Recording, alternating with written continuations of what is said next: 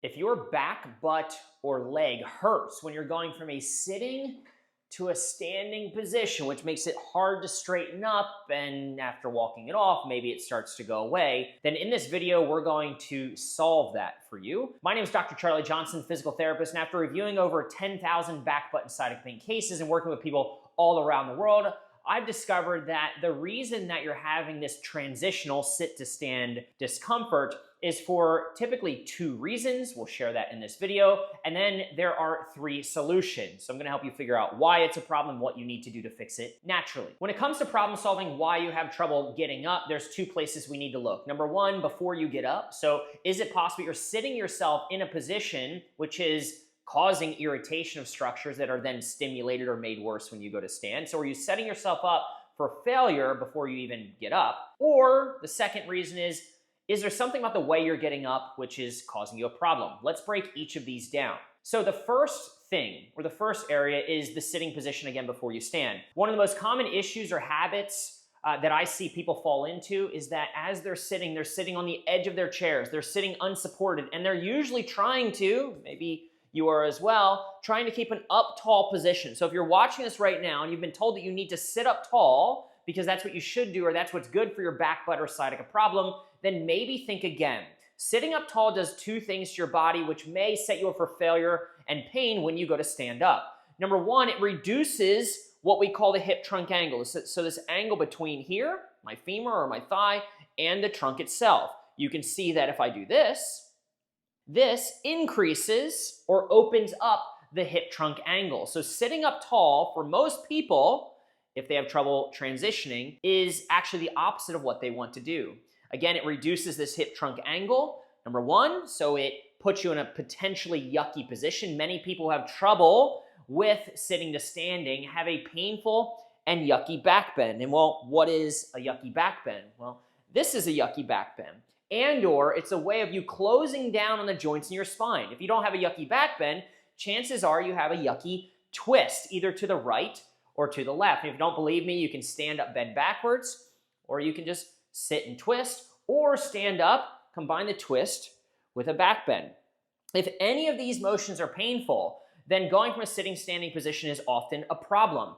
And it's typically a problem because we've been doing what we've taught, which is to sit up tall, which is putting us or pre-positioning us in a yucky back bend such that then when we go to stand, we're kind of starting from a yucky position and it causes pain. The second thing that sitting up tall does is it makes it more difficult overall. It makes it harder for our muscles because our muscles are having to squeeze and contract to sustain that good posture, that up tall posture. And when our muscles are having to work hard, what does this do? This reduces blood supply, oxygen, and nutrients to the area of the body which is in pain and or injured. So it's a double whammy, this good posture type of idea. And so typically what you would want to do, so a potential solution here, solution number one to this problem is scooch back. Make sure you have a back on your chair. Make sure that you allow yourself to slouch, to open the hip trunk angle, maybe even lean back a little bit, and then belly up to your work. Bring your desk here, or scooch closer to whatever you're doing and try to find a way so that you can sustain this position, which is an open hip trunk angle, and it's easy. Your muscles aren't having to work hard, obviously, to hold you in this position. What you would not want to do is say, okay, Charlie, well, I'm gonna get a back support like this. I'm gonna sit in a chair with a back, I'm gonna try to use it, and then you wouldn't wanna take a lumbar roll and stick it behind you, because if you do this, what are you doing? You're pushing yourself more into a back bend. So if you have a low back support, try tossing it to the side, not using it. Try slouching, allowing your pelvis to kind of rock backwards, which rounds your lower back, moves you further from a yucky back bend or that up tall position. And this makes it very comfortable. It's easy.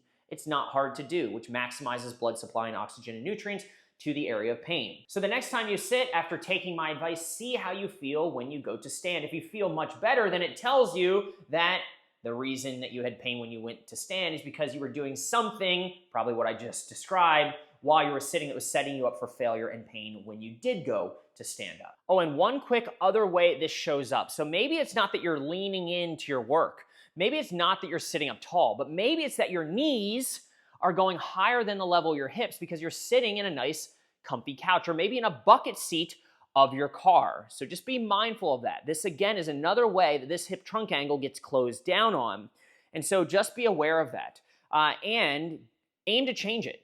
So if you're sitting on the couch, maybe you pick another place to sit. Or maybe you sit on some pillows or something like that so that your knees go lower than the level of your hips. If you're sitting in a car, in a bucket seat, again, sit on something such that you're able to change that hip trunk angle, maybe recline the seat back a little bit, and or sit on a wedge, right? And so start to MacGyver some things, start to test some things out to figure out, is it the hip trunk angle that's the problem or not? Reason number 2, and you could have a combination of these things. Reason number 2 is, again, oftentimes people have that yucky back bend, that yucky twist and kind of back bend motion, which recreates their symptoms. And then when people go to stand when they have back, butt, or sciatica pain, here's usually what it looks like. So are you going from a sitting, standing position looking like this?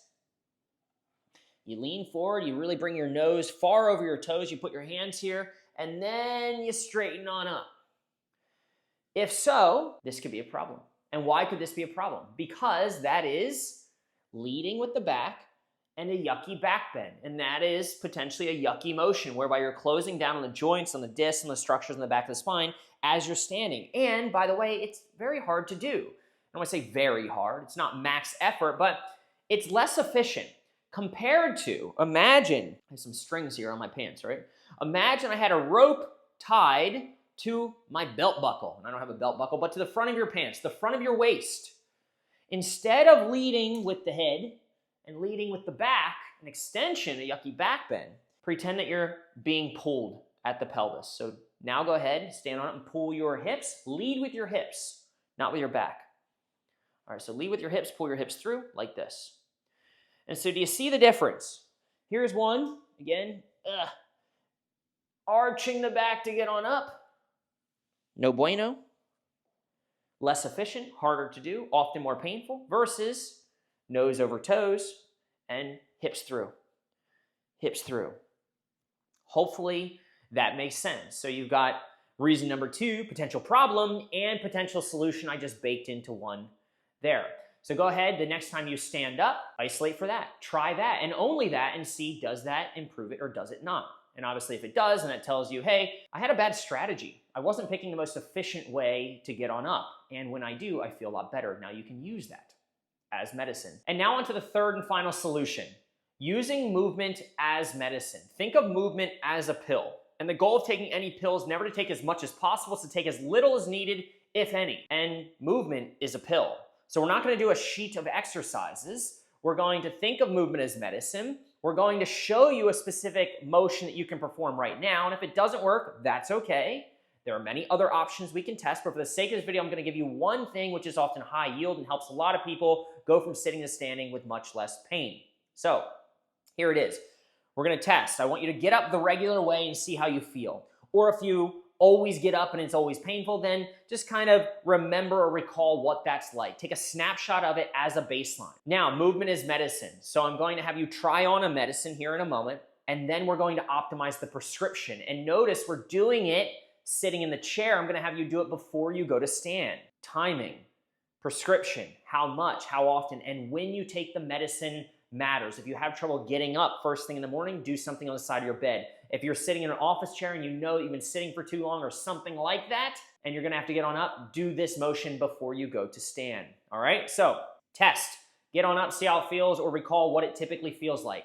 Then what I want you to do is, yes, people with these problems often have yucky back bends. You might have a yucky back bend. You might have a yucky right trunk twist or a yucky left trunk twist, but there's almost always one twist that's pain-free. So this must be pain-free. If you do not have a trunk twist to the right or to the left that is pain-free, don't do this. We need to test to find your movement that you can use as medicine. But assuming that one of these directions is pain-free and doesn't hurt, pick it. If they're both pain-free, pick the best one. Pick the one that feels the best. If you had to do it 1,000 times, which side would you prefer? They're both good, Charlie. Right and left are good. But if I had to do it 1,000 times, I'd pick the right. So pick the yummiest, the best of the 2 twists.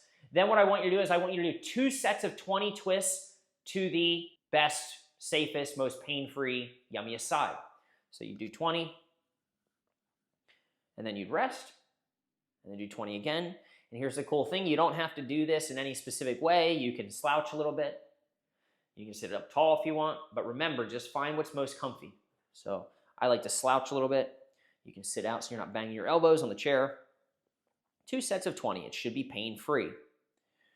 Then what I want you to do after 2 sets of 20 twists to the pain-free side, not both directions, just pick one side, is then go and retest the sit to stand. Retest your ability to stand up. And if better, and it should work immediately, if a movement doesn't work now immediately in the moment as you're watching this video, I have no reason to believe it'll help you in the future.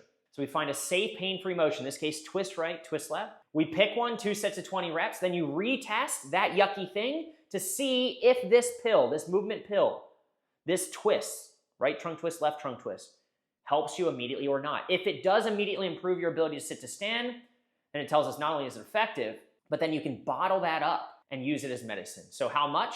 Well, we just proved that 2 sets of 20 reps works. How often? I would say 3 times a day, so frequency. And then when? Right before you stand up. All right, so hopefully this was helpful. Reason 1, how you're sitting. We talked about the problem and potential solution. Reason number 2, we talked about how sometimes just the strategy by which you're standing up is more difficult and or less efficient than it needs to be. We talked about leading with the hips, not the head. Third thing, using movement as medicine and timing it appropriately right before you stand so you can find relief. Let me know, does this improve your ability to go from a sitting to standing position, and does it reduce your back, butt, or leg pain regardless of the cause? And if you have trouble doing other activities and you want to learn how to heal them naturally, or you want to just figure out the most likely source of your symptoms, be sure to check out my other videos. Thanks so much for watching. Chat soon.